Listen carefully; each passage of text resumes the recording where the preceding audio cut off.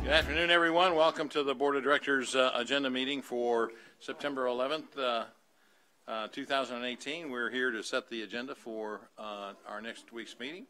So let's get right into it. The first thing we have is a Senate committee update. Mr. Moore. Mayor and members of the board, thank you. We have our two co-chairs here today, so welcome.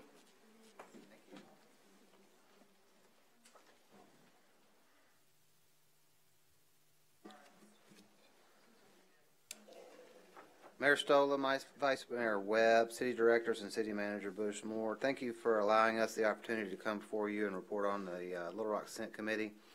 This report will be posted on the Little Rock Senate section of the city's website at littlerock.gov. In addition, the website will feature all the past updates from city departments from the Little Rock Senate Committee as well.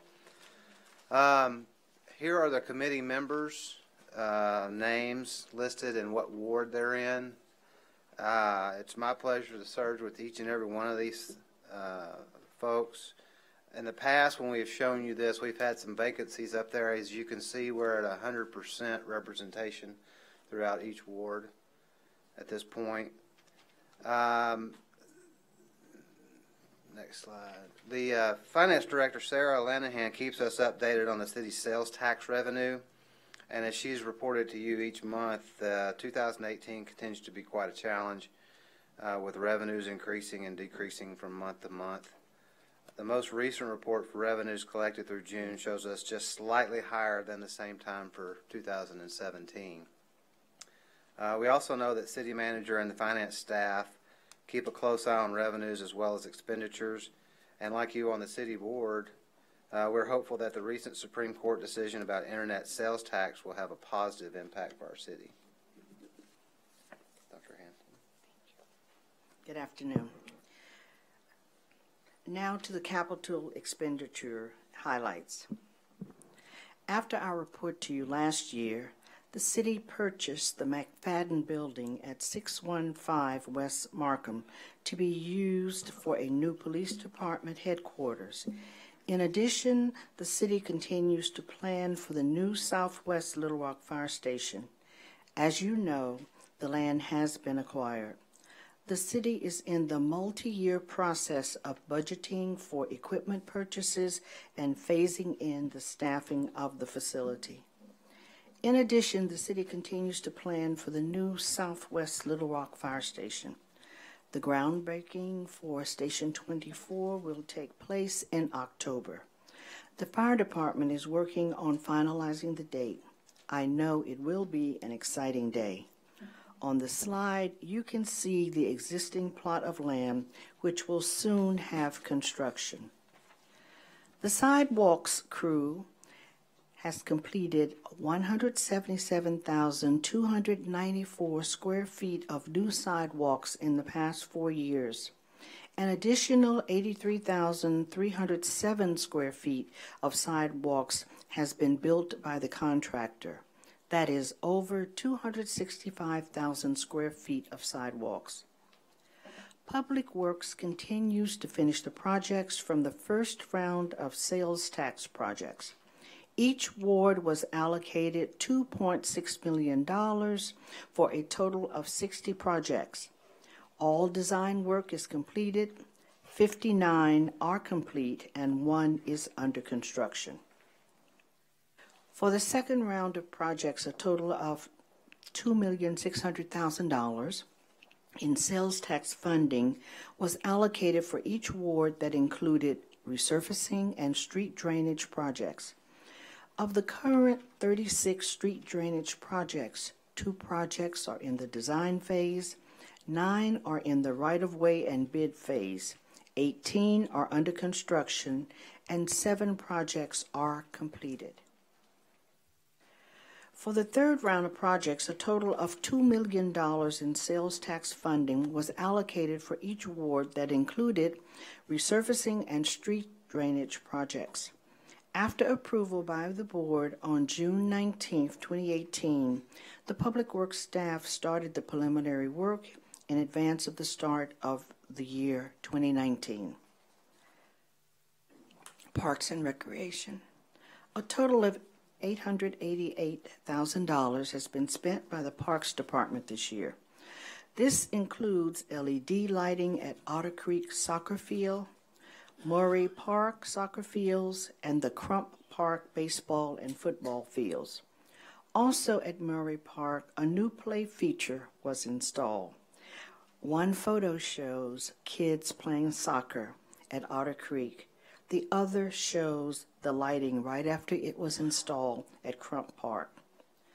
Continuing with Parks and Recreation, 800 feet of concrete trail was added in Boyle Park. At the Jim Daly Fitness and Aquatic Center, an inflatable play structure was purchased, which can be seen in the photo. New shade structures for the outdoor pool area were purchased, and a new indoor hot tub was installed. At the zoo, construction is underway at the new Colobus Serval exhibit, set to open in the spring of 2019. And if you want to know what a colobus looks like, there is a photo that we can look up and see. Infrastructure improvements continue, ranging from ADA accessible pathways to a fiber network. The zoo completed the new lion habitat, as well as upgrades to landscaping, animal holding areas, and tunnels. In the area of information technology, this year the IT department has focused on several areas, including the third phase of converting all of the city's phone systems to voice over internet. In addition, the checkpoint firewall was upgraded.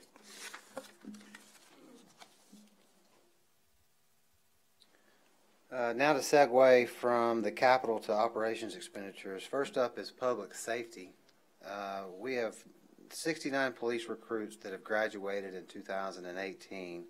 22 of them were on February the 2nd, 33 on April the 27th, and 14 on August the 3rd. We have 4 code officers, which are certified police officers from other law enforcement agencies that graduated on August the 3rd. Recruit class number 92 is going to have 25 members, and it started August the 25th and will graduate in February of 2019. There are currently 8 vacancies in the sworn personnel department at LRPD. As you know, the city views public safety as more than just police and fire departments. We have 8 new 911 call takers who graduated in February and 5 in August, and there are currently 11 vacancies. On animal services, 5 out of 7 officer positions are currently filled, and the 2 remaining positions are yet to be filled, but they are being worked on. 1 academy class in housing code enforcement was held in 2018, with a total of 7 officers being hired. Staff is also working to fill the remaining vacancies on that one. And on fleet services, they're committed to replacing some of the aging vehicles and provide new ones to accommodate the additional staff that's been hired. And as you can see, they've purchased a little over $375,000 worth of vehicles and equipment this year for 6 different city departments. At the Little Rock Senate Committee meetings, we receive updates from various departments. One of the highlights to hear about the success stories of the reentry program. Some of the success stories include in the first 8 months of 2018, we've had city staff meet with 232 Little Rock citizens about the reentry program. The city has become an important information resource for reentry participants. 15 of these participants have been hired into city department reentry positions this year. This number does not include any reentry participants who have been hired into full and part-time positions throughout the City Hall organization. As a reminder, while it's wonderful that the participants have found full-time employment with the city, this is not the sole goal of the program. The main focus is to offer paid on-the-job training to allow the participants to get the skills they need to compete in the workplace. To that end, the city also partners with a variety of other businesses and nonprofits. One of those partner agencies is Our House. They've placed 60 people in employment. They also offer various training opportunities. So far this year, 155 persons aged 18 to 30 have participated in their career and life skills program. 61 of those have found employment so far. As mentioned earlier, we, the members of the Little Rock Senate Committee, hear about these success stories at our quarterly meetings. We receive updates on the status of many operational and capital expenditures, and the committee members also ask questions about programs, projects, and processes. The meetings are open to the public. We always are pleased when members of the City Board and the general public are able to attend.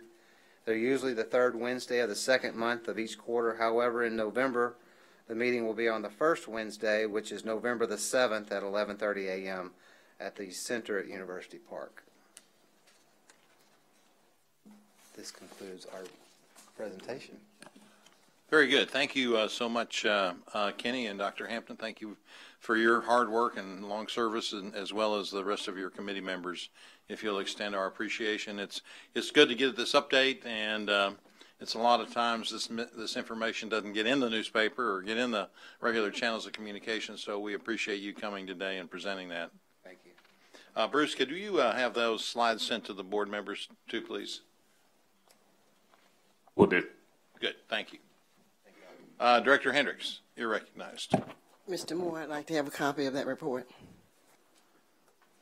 in writing in my pony on Friday. Okay. All right, very good. So we can now move on to our agenda. We've got a couple of modifications. We've got 2 new resolutions to add, and if there's no objection, I'd like to go ahead and add those to the consent agenda. And we have 1 deferral on Ordinance 8. That is requested by staff. So on the consent agenda items, if you will take a look at items 1 through 8 and tell me if you have anything you would like a presentation on, please. Director Wright, you're recognized. I'd like the presentation on resolution number 4, please.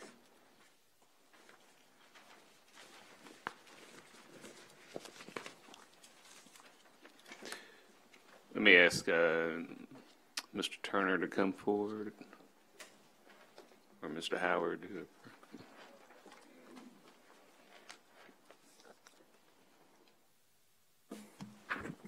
Mayor, members of the board, yes, this is a property in the Twin Lake subdivision that we're using home funds for acquisition rehab that'll be sold to a low mod income buyer. How much are we spending to purchase the home? 65. And how much are you estimating the renovation to be? Between 25 and 30. And what are you planning to sell the house for? They've been selling for over 100,000 in that neighborhood as of late, so we expect to at least get that amount. The comps were over 100. Okay. Okay. I'd like you to consider utilizing some of these funds for the Broadmoor neighborhood in a similar fashion. If we get a positive response back from our proposal that was submitted to Bank of the Ozarks, the Arkansas Association of Realtors would like to begin marketing that area, and if we could purchase some of those homes before they turn into rental property, that would alleviate some of our issues we're having over there. Okay. Thank you. Director Adcock, you're recognized, please. Victor, please don't go someplace. Which one? Victor, item number 5 and number 6. I see we're spending the money on CareLink and community block grants, so this must mean that we've got our money in. Is that correct? Yeah, we just got the notification from HUD, and so yeah, these 2 projects are ones that we fund annually. Okay, I know that you've been keeping a list for the last year or so. How many people are now on that list? I believe it was around 223, I think. Okay, and you're starting on that list calling people? Yeah, we're working through that list, yes, ma'am. Okay, and if anyone wants to apply, what should they do? Contact our office, 371-6825, and we'll schedule a time to go and inspect their house and get an appointment to get them in. Okay, and what can these funds be spent for? They can be, we have the owner-occupied rehab program, which we do emergency rehab. We do limited home repair, which is just the basic things, the heat and the air, roof, electrical, plumbing. And then we do a elderly home repair program, which is a full rehab that we go up to 25,000. Okay. My next question is concerning the environmental court. We talked about a month ago about some funds to work with Judge Leverett on people, senior citizens who are in his court that need some help. And I know that we have some funds coming from the National League of Cities Water Line Fund. But have you sit with Judge Leverett and come up with the details of these funds? We've met briefly. We hadn't worked out any type of specifics, but we have met about possibilities. Okay, and when do you expect to sit down and do the criteria for these funds? We hadn't set a date. I'll defer to city manager on that one. She's mentioned about with the environmental court. Mr. Moore, when can that be completed? Question. The question is that we've got our funds now on CDBG, and we talked about putting some aside for people in environmental court, some seniors, and also the money that would be coming from the National League of Cities. I would like to see criteria developed on how people get these funds and when they will be available and everything. Director Hancock, I notified them of our passage of our resolution, and I think I can have a more detailed answer for you about the availability of those funds by probably in the next week to 10 days. Okay, and I noticed on the agenda we're looking at a prescription drug that comes from the National League of Cities. Does that also come with a sum of money? No. Yeah, Director Wright asked to have that put on there. I don't believe that comes with any funding. That goes directly to our the various pharmacies. It does not cover our city employees or people who have traditional insurance or Medicare, but anyone who does not have insurance, it's certainly a benefit. So I think with the passage of that resolution, I assume Director Rice talked to them about they'll send information, and then it'll be incumbent on us to distribute that to the various drugstores around the city. Okay, thank you. Mr. Moore, also we need to look to see if not only this will help people that are in environmental court, but maybe some of the seniors to keep them out of environmental court. So I'd like to see that within the next 30 days if possible, please. Thank you. Victor, I believe you prepared for me a report for 2017, and maybe you can update it with 2018 numbers as well on the number of homes we have assisted in one fashion or another, whether it be a complete construction of a home or whether it be a renovation or a rehab or a payment down on principal, as well as the World Changers and our neighborhood stabilization AmeriCorps people. Would you update the board collectively with the 2017 and the 2018 numbers to date, please? It's a substantial number when you aggregate all of those various programs, and I think it'd be good for everyone to know, for us to know, and for the public to know how much we're doing in the area of housing, but and leveraging as much money and programs as we can. Also include Youth Build in that. Youth Build, yes, okay, very good. That's done through the Workforce Development Board, Victor. Okay, if there's nothing else on that, we'll move on to the planning and development items. We have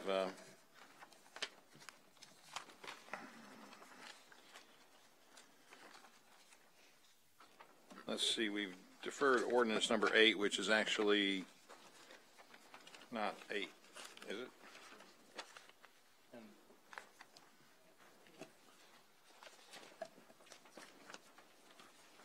It's number 10 on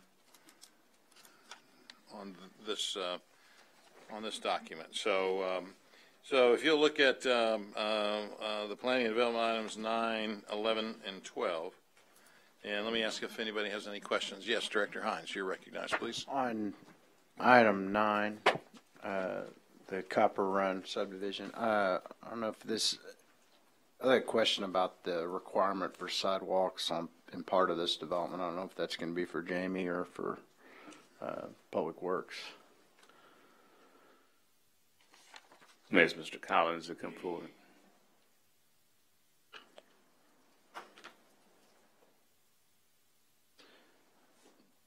Jamie, so got a question. So why do we require sidewalks on Shortleaf Lane and Willow Point Way in this development?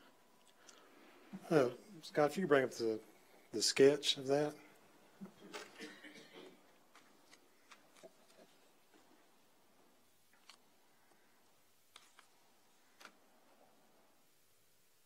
You're talking about the interior lots? The two interior streets, cross streets, right in the middle of the development. Well, our requirement is that unless it is considered a minor residential roadway, less than so many lots at the end of the road, then it is required to have a sidewalk. And then you're looking at also now for connectivity because of the new requirements as far as the mail location and kiosk. You also got to look at how somebody is going to get from their home, to wherever the mail kiosk is located. Right, and they've got sidewalks in this subdivision. They do. And so why would these two small cross streets that serve less than I think 20, how many homes are there? 20. I'm trying to look. 28 homes, 27 homes on each block. Why are those not considered minor residential streets when this meets the definition of our loop street ordinance? And they put the sidewalks in on the loop, but I think the question was why. Well, like I said, it's the connectivity between the two roadways, so that people located in an interior lot is able to walk and get to a mail kiosk or other fashion without walking in the roadway. Okay, so you don't consider those two streets minor residentials? No, we do not consider those minor residential. Okay, even though it meets the definition of a minor residential street. Well, typically on a minor residential, you're looking at more dead-end or cul-de-sac roadways that are going down that is not getting very much travel. On these, since there is connected, think of it like our grid system in, downtown Little Rock. All those streets connected in that grid is not minor residentials. Either it's because it's the connectivity, how people can travel and walk in between all the roadways. And I guess just a question because, and here's where I get from. They put sidewalks in on the loop, which would be required per our ordinance. These houses all have rear drive entryways. And then we're going to force a developer to put in sidewalks that we're not going to maintain as a city, but the adjacent property owners are going to have to maintain, correct, over time? Well, over time right now, the way the ordinance reads, that's the maintenance. But we do have a sidewalk program that does go in and replace damaged sidewalk throughout the city. Okay. Hopefully, when new sidewalk goes in, we are given a length of time frame that we do not have to consider that for maintenance or repair. I just have to tell you that's contrary to what some of the neighborhoods in West Little Rock are being told by the city on some of this stuff, because I've had several instances where we've had sidewalks that are broken and the adjacent property owner's been told they've got to maintain it. That is the code. I mean, that's what I was saying, that the code is that the adjacent property owner is to maintain in the right of way up to and including the curb and gutter. So that would be the sidewalk and the curb and gutter. What I'm saying is that we also do have a program for replace sidewalk. That's not really hopefully when a new subdivision goes in where that replacement is not foreseen within a period of time. Right. All right. Well, I'm just curious because when we push requirements that don't necessarily look like they meet the standard of our ordinance for minor, and we've got several other neighborhoods in West Little Rock just like this that don't have any sidewalks at all, and when we require some of these amenities to be put in, it drives up the development cost, and we get into that. So, all right, that's all I need was an explanation. Thank you.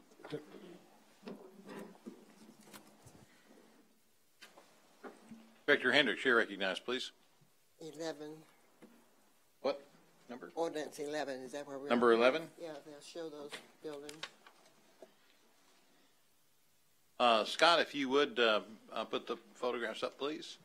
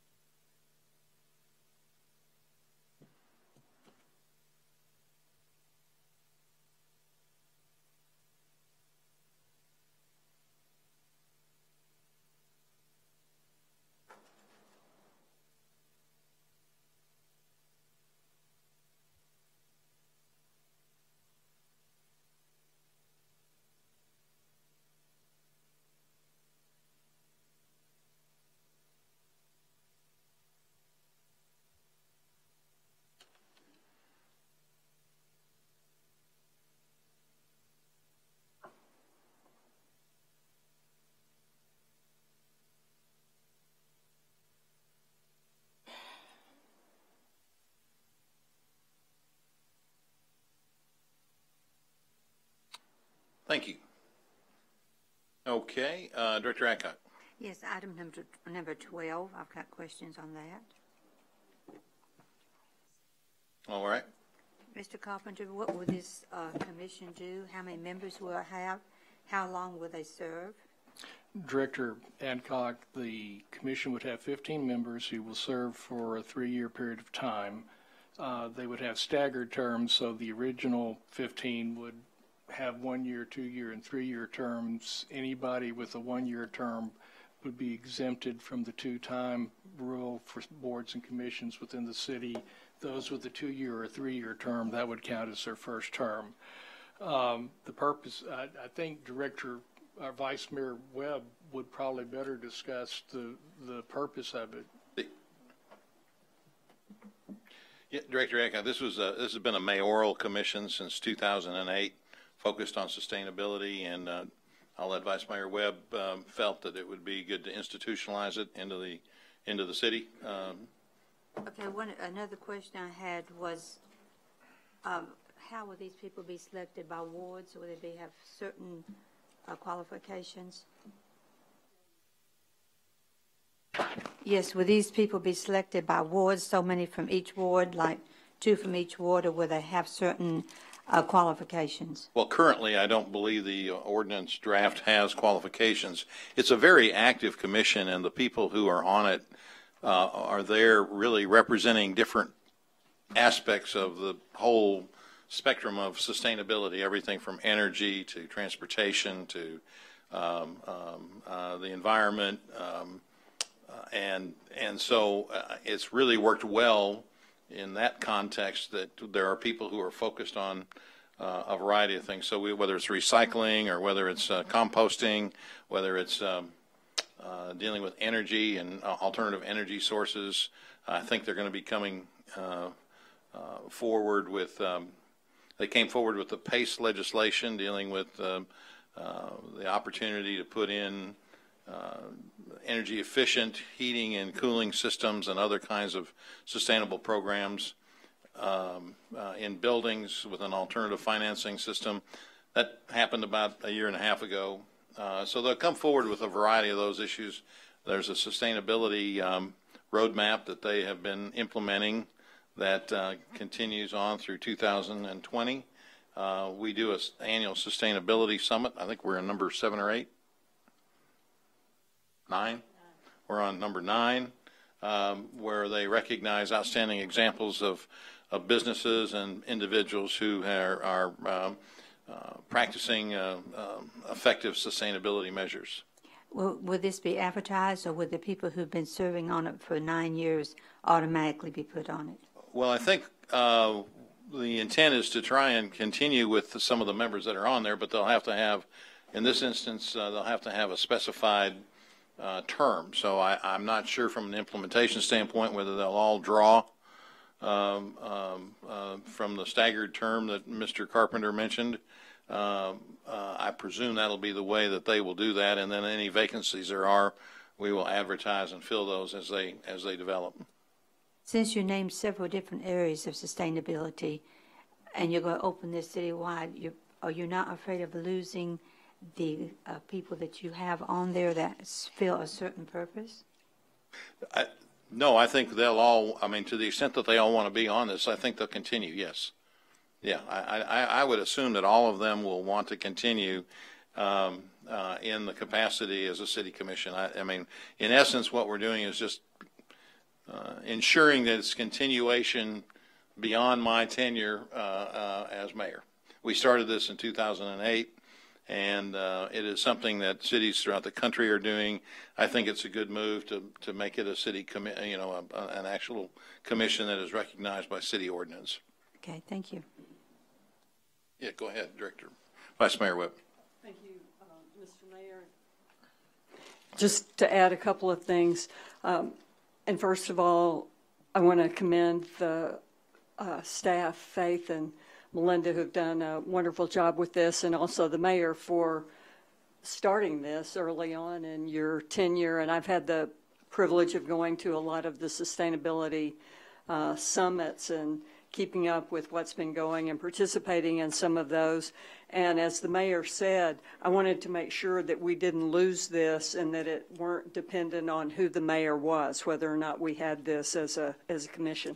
One of the other reasons is it's under the, if you look on our website, it's under the mayor section, and then we've got all the city boards and commissions, you know, grouped together. And a couple of people have mentioned to me that it would be easier to find if it were a city commission that were there. So people who are looking to join a city board or commission would have easier access.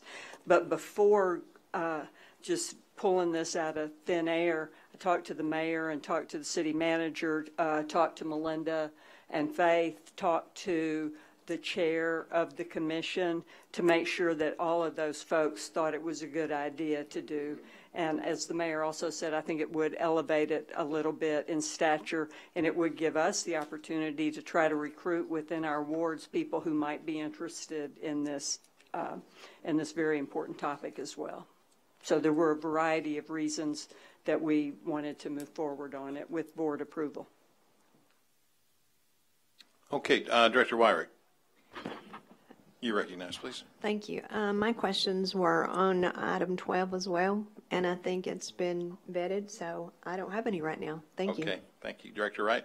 I just had a comment, and I may be thinking of something else, but I did have the pleasure of attending this year's Sustainability Summit, and I raised the point about the plastic bags that the grocery stores give away. And I seem to recall reading somewhere that one of our chains was going to get rid of plastic bags. Is that? Kroger has announced that by 2025 they intend to eliminate the plastic bags in grocery stores, which there's been a variety of efforts to do that in other cities around the country, with depending on, you know, whether you have to pay for them or not pay for them, or they get added to your bill. And it's certainly a good corporate direction for Kroger. I know our solid waste management district is dialoguing with the Kroger regional managers out of Memphis to see whether that date might be accelerated.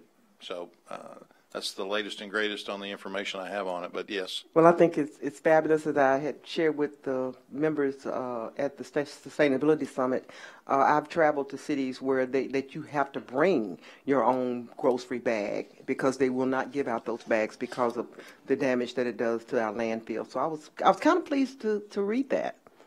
Thank you. And just recall, you can ask for a paper bag too when you're at the grocery store if you want to do the right thing currently. All right, Vice Mayor Webb. Thank you. Just to follow up on what Director Wright said, there's a group called Plastic Free Little Rock that has been meeting, and it's gotten huge numbers of people attending those meetings. And I've been going with Faith and Melinda and others, and this is one of the main things we've been talking about. And then we've also been talking to Director Peck and a lot of other people about straws, and maybe engaging some restaurants who are now starting to ask rather than automatically put out straws, because as you said, this is a huge problem in the oceans and other places. So thank you for bringing that up. Director Campuris? I think this is a great thing to do. I commend you for starting it, you for perpetuating it. I was a little bit, as I looked at the agenda and then saw in the paper that we're having, or at least North Little Rock's having this problem with waste management and recycling. While we're talking about this, can you give us a report on where we stand on this? I sent an email to all of you earlier today that details it. Well, then why don't you tell us all again in public, because well, I haven't gotten it. Okay, I'll try to recall. I mean, I'll try to recall the specifics of it because it's been relatively complicated. Basically the recycling market has dropped out of any viable movement in terms of companies like Waste Management selling recycling materials. China has been a 40% taker of this. They have eliminated that for the last several months. They're no longer taking any recycling at all. And furthermore, they want only a 0.5% contamination rate. We run about 32%, thereabouts, 35% contamination. Waste Management says that if they got out of the trucks and actually dug through the bins, that we would be closer to 70%. Our current contract has a penalty in there if that the city would have to pay on that, and so the discussion began on how do they deal with this issue of contamination. That taken in the context of the fact that our contract, our initial 7-year contract, ends in April, provokes the discussion of what do we do in April. And so we have tried to negotiate with Waste Management on that. It will anticipate an increase in the cost for recycling in April of next year of an additional $1.15, I believe I have in there, to our residents. A total of $13.81 a year is the annual increased amount.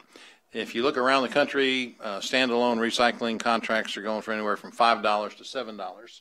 So to try and tie this down for a 2-year extension, we thought it was a pretty good deal to try and keep it at that rate. So it'll be $4.15 is what the actual cost is the first year, and then a CPI the second year. It also means to try and educate our citizens in a better way about what can be recycled. Most of that contamination is tied to glass that has been broken through the process. It adds weight, and therefore it gets contaminated, and plastic bags. And so we will change the approach on what can be recycled to plastic, cans, and paper, and specifically advise our residents that you can no longer put stuff in plastic bags, and that they are not going to be taking glass. Now, correspondingly with that, we have a glass company that is starting their own recycling business, which is a good thing. And I have had conversations with them about starting a voluntary glass recycling program so that when this thing changes, we incorporate this voluntary glass recycling component as well. The owner will provide containers to residences so that you can put your glass in that particular container and take it out in a similar way with the way Waste Management is picking up the other recycling. So that's, I think, in essence, the sum total of it. It's Sherwood, North Little Rock, and Little Rock are all on the same contract. And the article in the paper today with North Little Rock suggests that they may or may not continue. I'm not sure what that impact is going to have. I've got to continue to have conversations with Waste Management about that. I hope it doesn't. Prevent us from continuing, because I think it's very important. It's not only a sign of, I think, the right thing to do, but a progressive thing for our city from an economic development standpoint. I would hate to see us go backwards on this after all the hard work we put into this. Right now, that's the status of it. It means an extra $13 a year to our citizens is what it really, in essence, is going to come down to. If we don't do this, first of all, the Waste Management District did not go out to rebid this, assuming that the extension would occur. The industry is really taking a hit in terms of the ability to move any of these recycling products, with China refusing to take any recyclables at all. Then have we looked at what's the cost? Let's just say that North Little Rock capitulates, doesn't do it. It ends up making where we can't do it. Then what is the extra cost to our citizens per unit to build more landfills and to build bigger cells? Well, I mean, we can certainly ask. That's the. I mean, it's going someplace. That's true. I mean, it would. I guess if we were not recycling, everything would go in our green garbage bins, and it would go to the landfill. We can ask we can certainly ask our public works staff to give us an estimate on what that additional cost would be. Well, that's really the issue. When you say we're going to increase something, it's going to go someplace. And it's either going to go to recycling, and we're going to pay $5 more, whatever it is, a year, or we're going to have to build more frequent, bigger cells to do it, and that has a cost over. And it's the wrong thing to do. I know it's the wrong thing to do, but I mean, we sometimes say we're going to do something, but we don't present the alternative. The alternative is that it's going somewhere. And there's a cost to it going someplace else. And that's what we need to be saying to people. You know, this is a lot less expensive. It's the right thing to do than to build a new cell. And I should say that Waste Management has committed, and I asked them to do this. I asked them to commit $150,000 over the term of the extension, which is 30 months, for educational purposes. So that's $5,000 a month, and certainly we will use their money aggressively to educate our citizens about how to do this with the least amount of contaminants possible. Okay, there's several people want to chime in here. Let me go ahead and recognize them. Director Adcock, you're next, please. Over the last couple of weeks, I've noticed lots of the recycling cans that are way above the lid.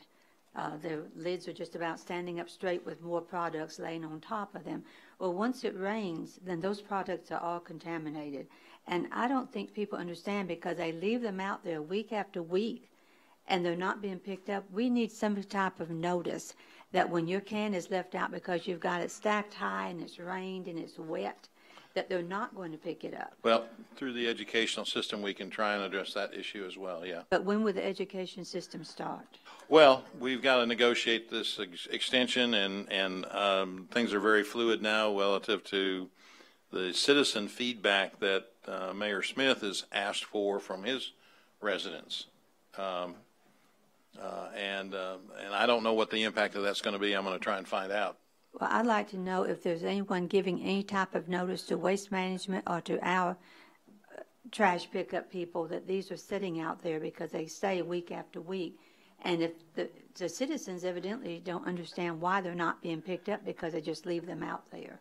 So I'd like to see some type of notice by Waste Management that I didn't pick this up because it's over the lid. Yeah, we've talked about, and the agreement, and I think it's outlined in the memo I gave to you, talks about the ability to deal with some of the more highly contaminated routes and how to try and improve on that. So I think we can put that as part of the educational system as well. Thank you. Director Hendricks. I was really going to ask you, was saying that will Bruce, Mr. Moore, be a part of what you're talking about? Oh, certainly. Okay. Yes, I mean, his staff are intimately involved in this.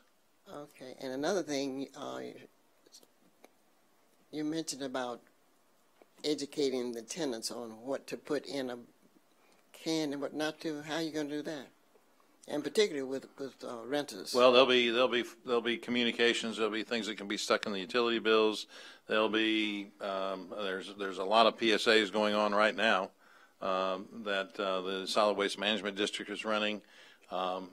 Certainly, we'll use social media channels, and we know we got about 55 to 60,000 households, so we'll be able to hit them multiple different ways with these changes. I think once we say these are the three things you can recycle, everything else you cannot, I'm hopeful that everybody's going to get that drilled into their minds, and they're going to know what that means.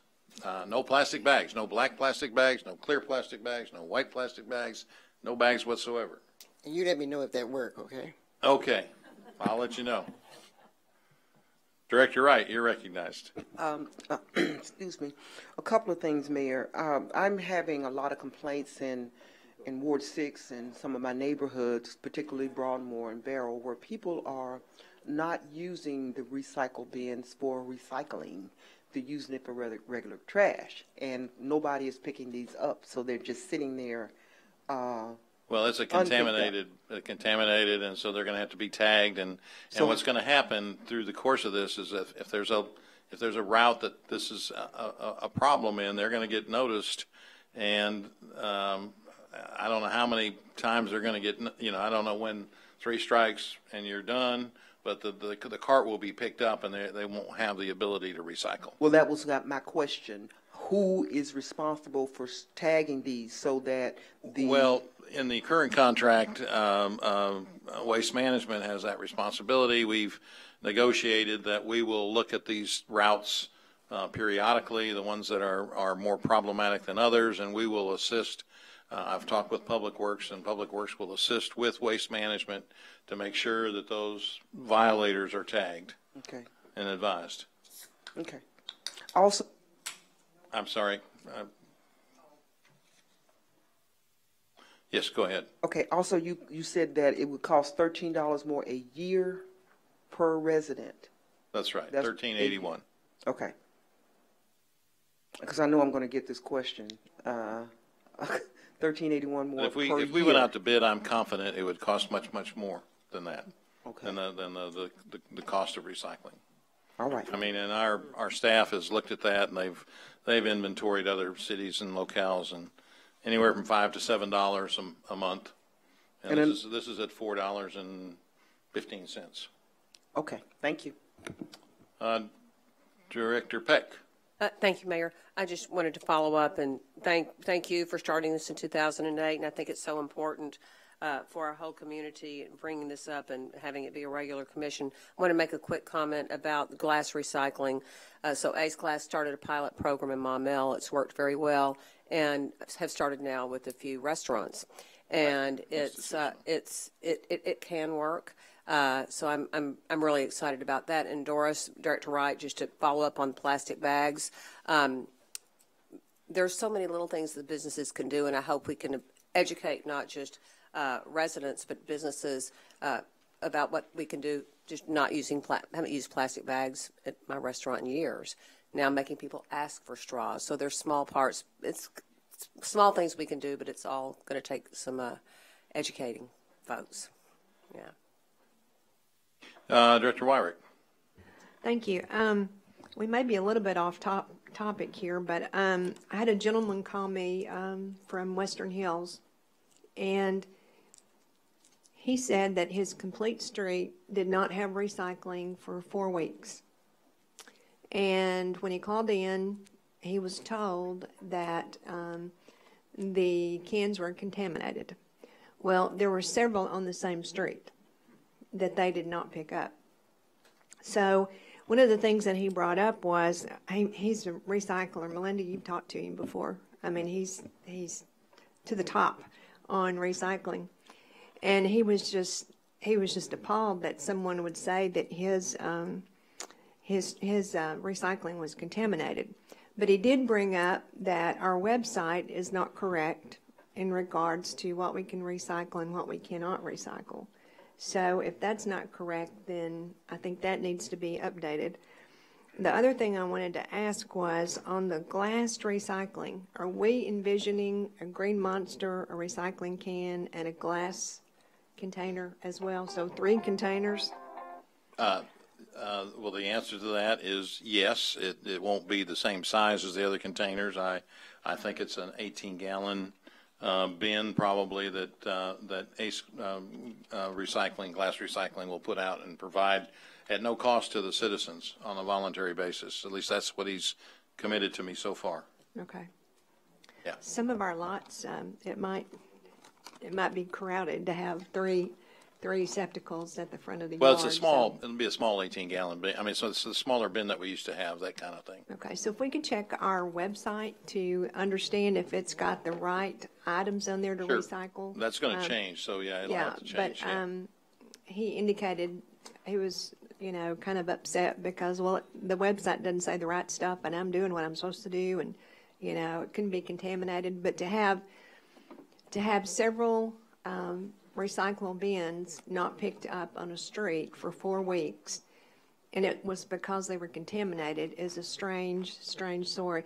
I've turned it into Public Works for them to see if they can figure out where the report came in or if it did, because I know there's a process to go to Waste Management when something like that happens. So anyway, I'm researching a little bit more. Thank you. There's what's on the website currently, I assume. Acceptable recycling.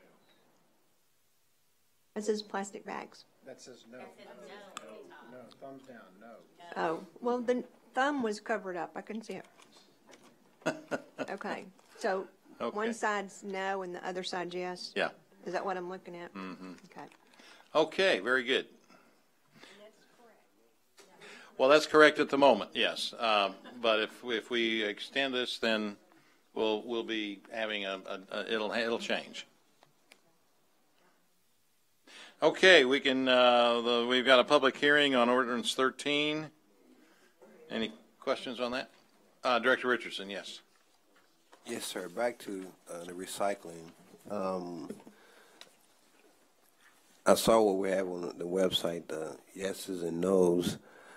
One issue I may have with that is not everyone has access to the internet, and I would suspect that probably most of the problems we're having are folks, and this is not stereotypical, but most of the problems we're having are in households that don't have access to internet where they can see this information, or in terms of our communication plan. Mayor, I understand we're going to put stuff in the mail, but some folks will see the mail with certain names on it, and they Well, we'll probably have to automatically throw it put away. some sort of a new tag on the bins. I suspect is what ultimately we'll get around to. Yeah.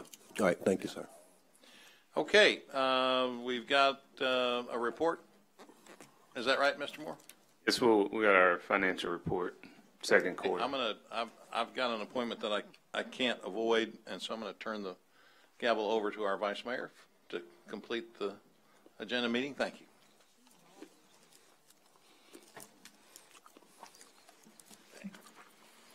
Good evening, Mayor, Vice Mayor, members of the board. This is your second quarter financial report. We'll go to the first slide.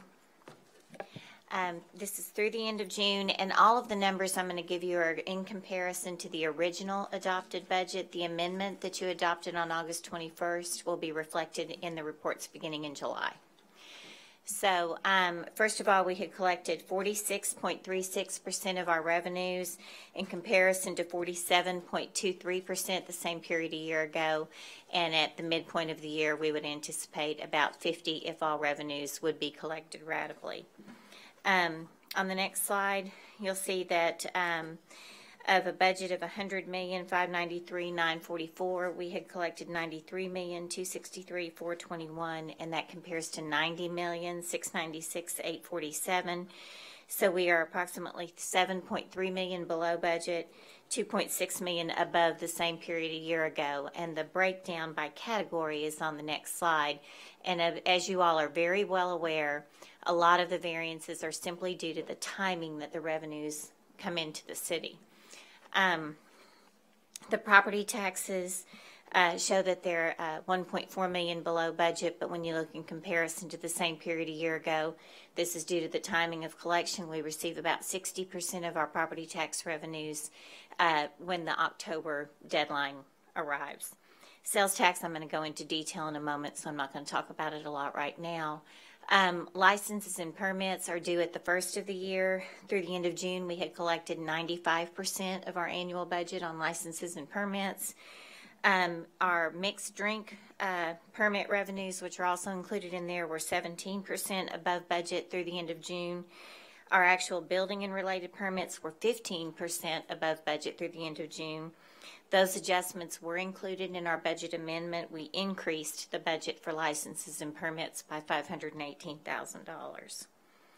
The intergovernmental revenues, which are showing to be $4.6 million or $4.7 million below budget, that's due to the timing. These revenues are collected in midsummer, so they will be reflected in your July financial report when I give the third quarter report, actually. Fines and fees. Our trailing budget here, the budget amendment did include a reduction of approximately $140,000. Part of the issue is the timing or the way that fees are collected. There are now some show cause options where fees are waived, and we did a budget amendment to reflect that reduction. Investment income, we've talked about the fair market value adjustment that was reversed at the beginning of the year that will likely be at the end of the year when we accrue the fair market value adjustment. Again, that number will go down, but we are seeing favorable market returns on our investments due to the increase in short-term interest rates. And we increased this expectation for the year as well when we did our budget amendment.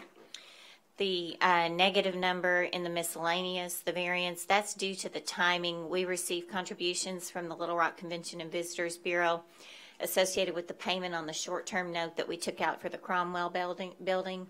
That note comes due, I believe, in October, and we'll receive the payment in advance of that, but we don't receive that in the first half of the year, so that's the primary reason for that variance. On the next slide, we're showing the revenues in comparison to the same period a year ago rather than to the budget. And I want to point out two of the most favorable variances in charges for services and in the utility franchise fees are simply due to the refunding of the debt that we did last year. That took away the $1.3 million commitment from our parks revenues, and it reduced the payment from our utility franchise fees and changed the timing of that. So on our charges for services, the $1.3 million impact is gone. So we actually, we would expect our charges for services to be $1.3 million better than the same period a year ago. The fact that they're only $600,000 better is, again, because of a couple things we've already taken into account in our revenue adjustments with the budget amendment. The weather that impacted the zoo and the golf courses in the first half of the year contributed about $372,000 to that. And then our false alarm revenues and our 911 fee reimbursements have decreased.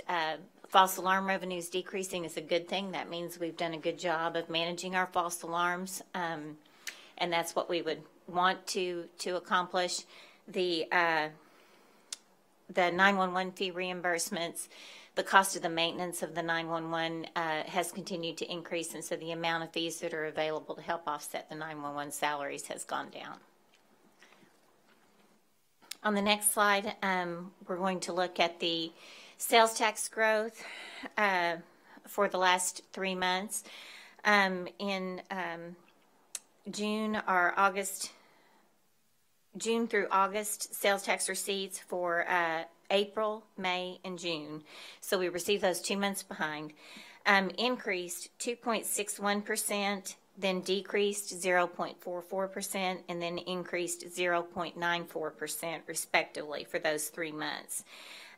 Year to date, the city sales tax has increased 0.22%.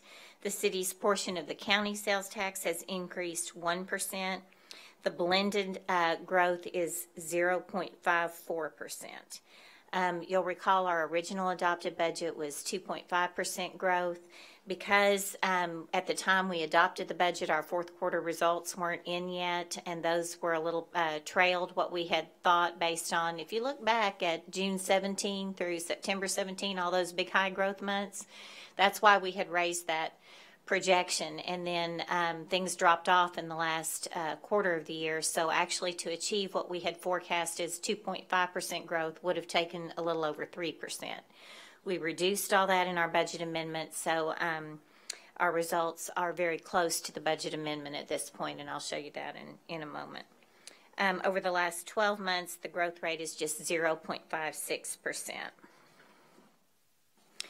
And then the next slide simplifies those components into the one blended number. So as I mentioned, the 2.61 growth followed by negative 0.44% and then a 0.94% for the month of June results collected in August, and the 0.56% for the last 12 months.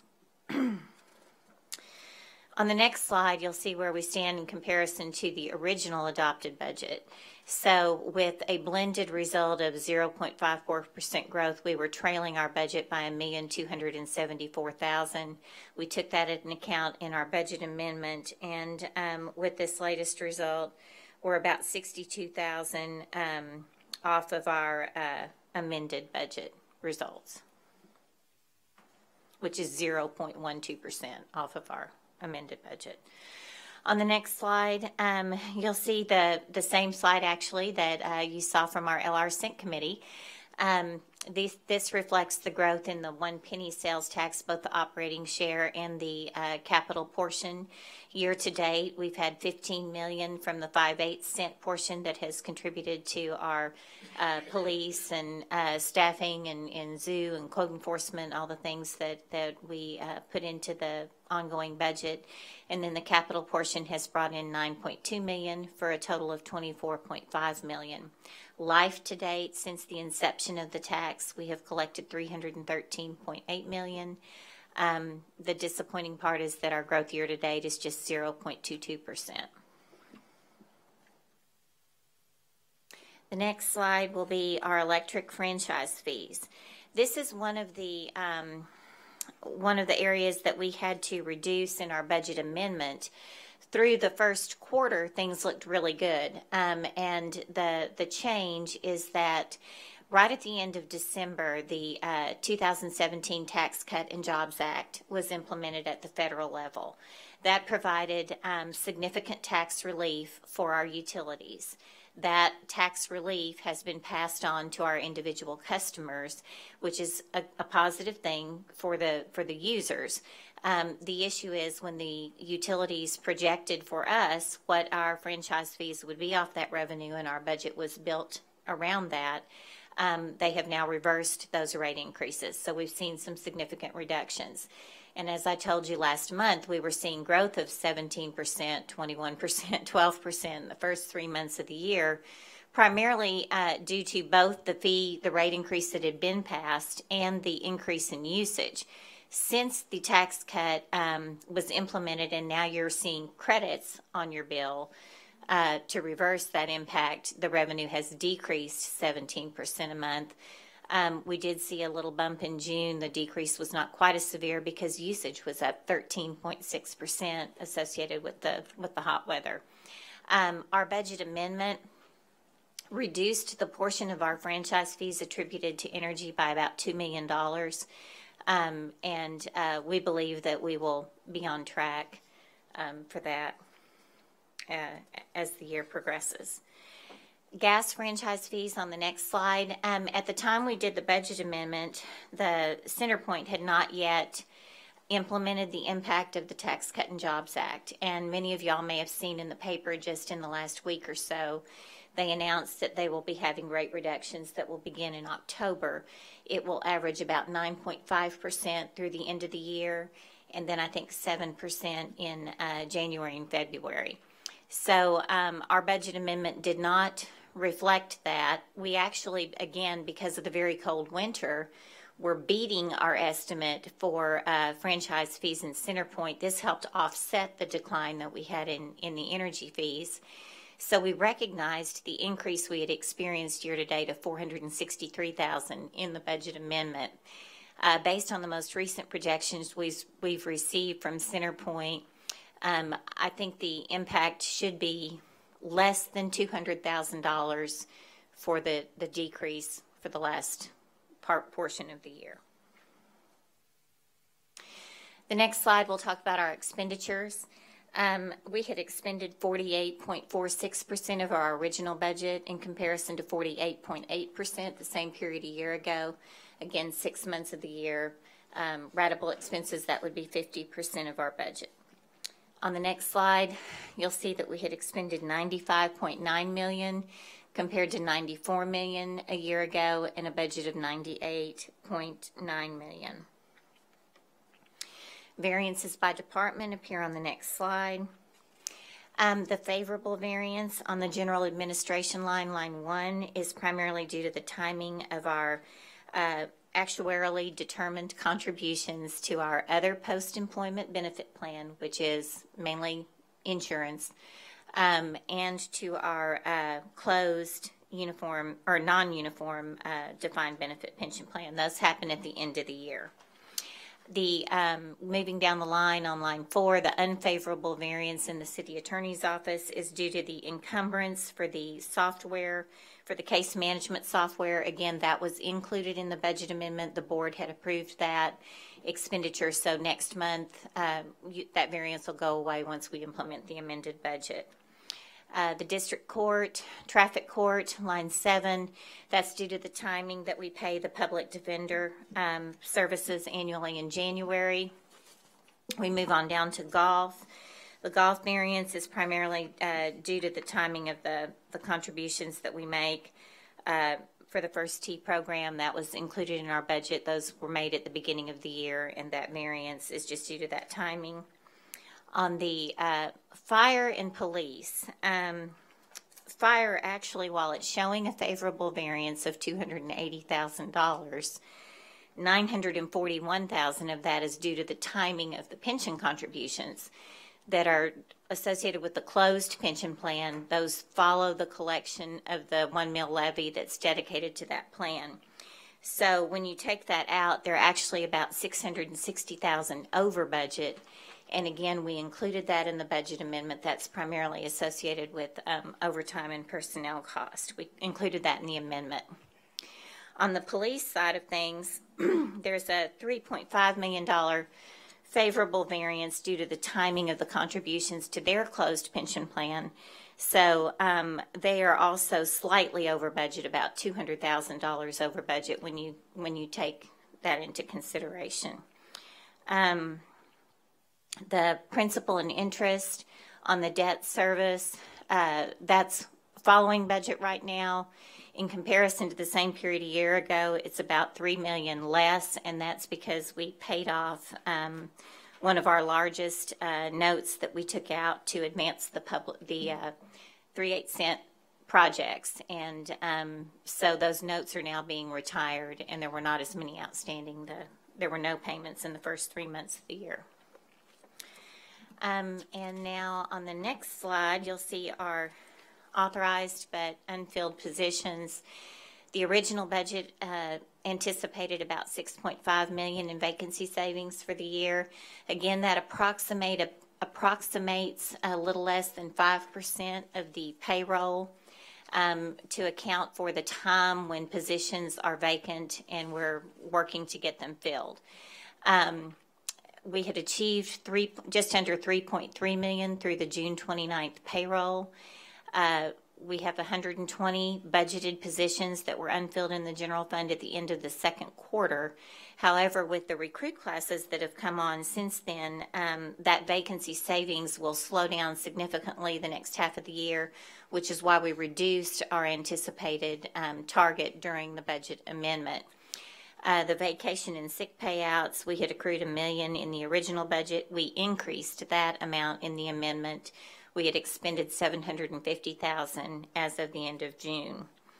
On the next slide, you'll see the timing and see the number of positions. And while the number of positions did increase by the end of June, we started another recruit school in August. I ran a report as of August 24th that showed only 7 vacant uniform positions in police. I think the LRCINC committee said there are 8, so maybe someone else has left since my August 24th report, but we were at 7. And the total number of vacancies in the police department were down to less than like 25. I mean, it's quite a turnaround from where we were a year ago. So we're making good progress. As mentioned, there were 3 recruit schools in 2017. There have also been 3 recruit schools in 2018, one that began in February, a small coat class in July, and then another class in August. And we're anticipating another class in February, and at that time, we effectively are at full staffing as far as I'm concerned because we're paying everybody. Now, the chief will still tell you until they're all in squad cars out on the street, he doesn't consider them completely filled. But that concludes my financial report for the second quarter. Thank you, Sarah. Okay. Does anybody have any questions?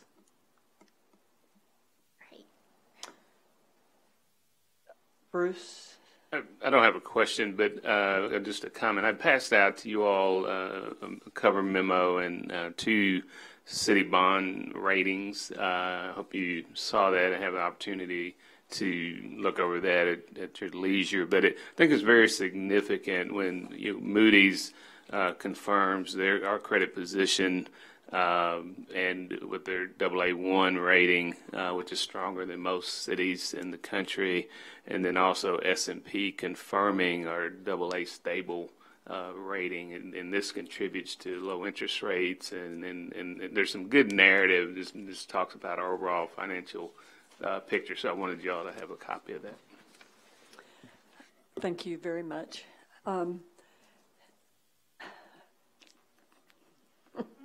Director Wyrick. Mr. Moore, we had on our desk a letter from Willie Davis, and it has like several questions that need to be answered.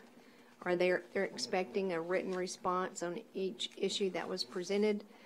The letter looks like it was written on August the 15th, and have those issues been responded to? And if so, who's responded, and if not, who will respond? Director Wyrick, the letter was addressed to Assistant Chief Falk because she is over the training division, and she has responded in writing, and I will provide that to you all by Friday. She has responded? She has. Okay. So you did not put this on our desk today? I did not. Okay. Thank you. Because I would have also had the response, so. Yeah, I would like to see the response. Thank you. I wanted y'all to have it, so we'll get it to you. Okay, thank you. Thank you. Director Hendricks. My concern is with this also, Mr. Moore. But after reading this, it seems that he is expecting us to do something. This board has a responsibility to address this issue. And we can sit up here and hem-haw all we want to. And as a black, I've got a lot to say about this letter. Well, Director Hendricks, the document was addressed to the Assistant Chief, as I mentioned, and Wonder why not the chief. And she. When I talked to Davis, I want to know why did he send it to the Assistant Chief? She doesn't run that department. Why didn't it go to the chief? And I think you all know that I worked with NAACP for 30 years, and I'm not going to sit here and pretend that it's not a problem. And I don't think it can be handled here. It needs to be handled in the courtroom. It is in court.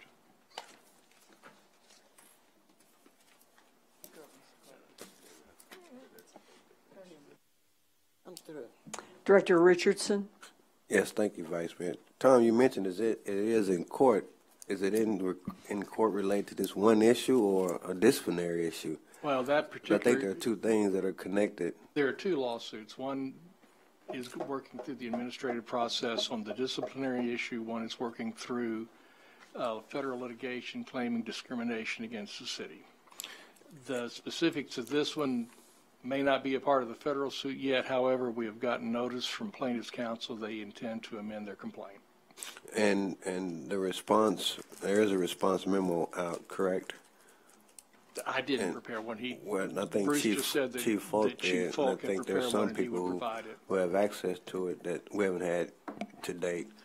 And counter to my counterpart seatmates' contention, even though you weren't CC'd on this, Bruce, I look at this as an administrative decision, an administrative issue, and I think they're expecting some resolution from administration rather than the board members. And that's the way I read it. Thank you. Thank you.